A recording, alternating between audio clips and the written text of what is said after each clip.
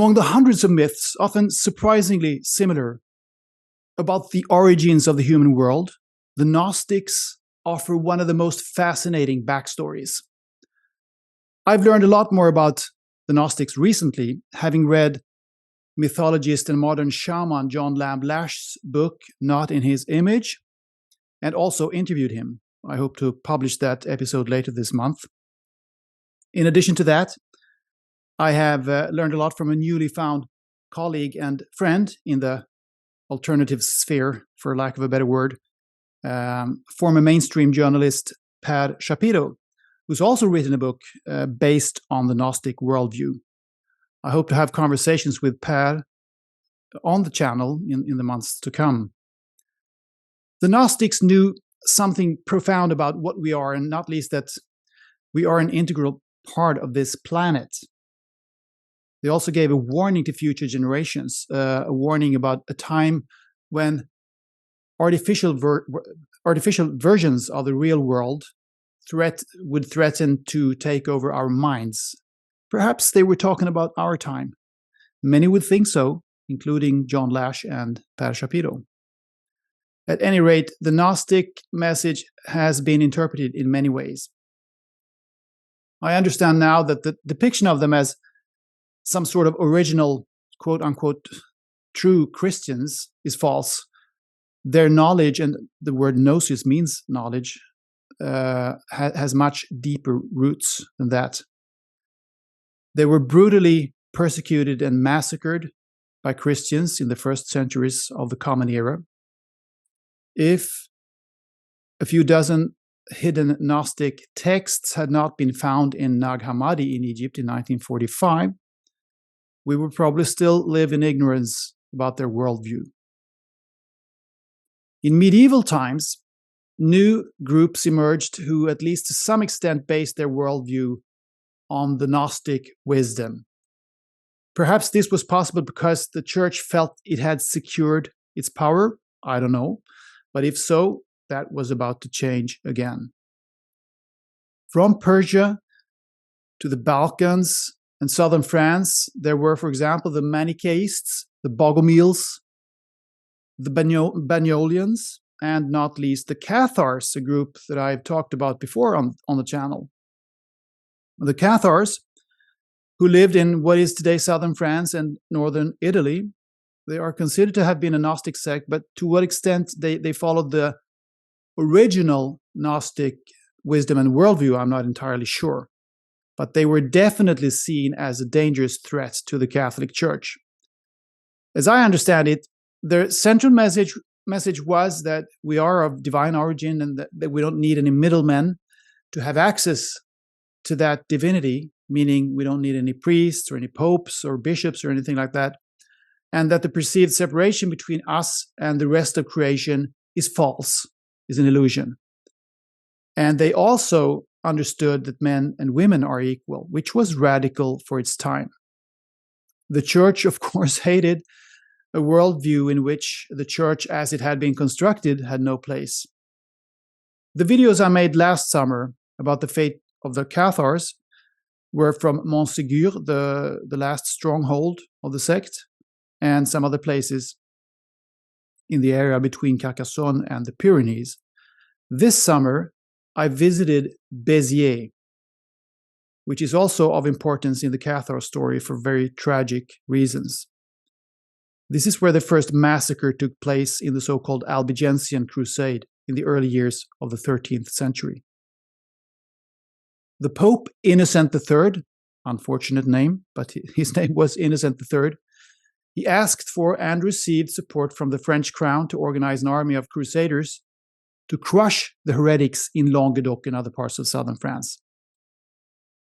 It's important to know that, in general, the king in Paris did not have very much control over these parts of the country, which was one of the reasons why he supported this bloody enterprise. He wanted more control, of course, which he eventually gained. Catharism was strongly established in the city of Béziers, and the secular leaders, they liked them and they respected them because of their reliability and their honesty. On July 22nd, 1209, the Crusaders sacked Béziers and 20,000 people were killed. Since the inhabitants refused to disclose who was Cathar and who was not Cathar, the Crusaders asked the representative of the Pope what to do. And according to available historic records, the Pope's man replied, "Kill them all. God will recognize his own." This is Béziers, one of the hubs of the Cathar movement that was prominent in the 1100s, 1200s, 1300s, especially in southern France, here in southern France, in the Languedoc area, and also in northern Italy. The hordes, let's call them that, the hordes of the Pope, came here to southern France to wipe out the Cathar movement, the Cathars. And one of the bloodiest spots of that particular massacre was here at this church, Église de la Madeleine, Église de la Madeleine, Madeleine Church, Church of Madeleine, which actually was here when this happened in 1209.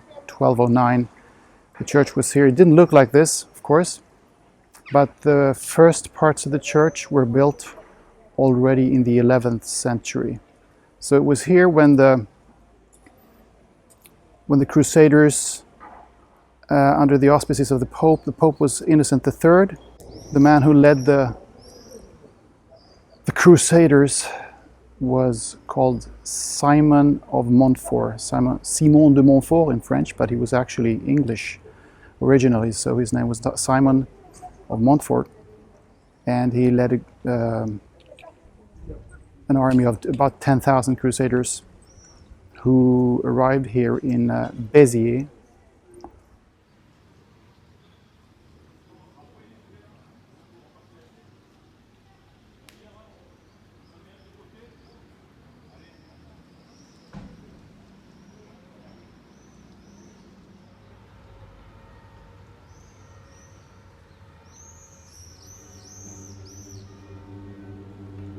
Con lo buie bende laura, con lo buie bende laura, plantos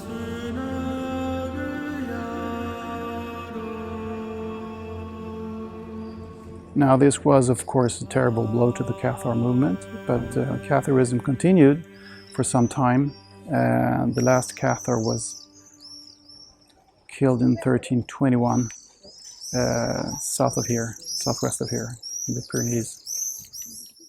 The hatred towards the Cathars from the people representing the Church, the Catholic Church, seems to have almost matched the hatred the Gnostics faced during the first centuries of the Christian era. Truth can never be completely concealed.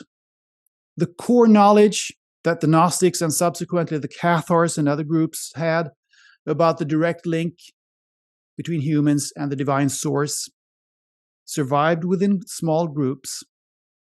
The scientific revolution that occurred in the more or less the 17th century, could have entailed a renaissance of the unconditional study of the non-physical aspects of life. But as we know, as science broke with the Church, it also renounced, sadly, all that is non-material. Today, however, we finally live in a time when the exploration of the intersection between science and spirituality seems to actually be having a renaissance. The Gnostic texts found in Egypt back in 1945 are an important contribution to that. The natural connection between humanity and the planet itself, Gaia, Sophia, that was lost a long time ago, needs to be restored.